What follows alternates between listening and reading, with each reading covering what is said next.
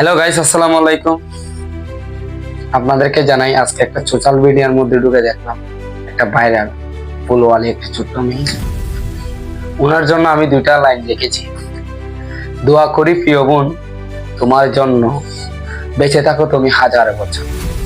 যে তোমার দায়িত্ব নিয়েছে, আল্লাহ যেন তাকে হাজার বছর বাঁচিয়ে রাখে। তুমি জানো না, তুমি নিজে একটা ফুল, তুমি বিক্রি করো ফুল। ভালো থেকো প্রিয় বোন। তা আমি একটা কথাই বলতে চাই, প্রিয় বোন, তুমি যেখানেই থাকো সুখে থাকো।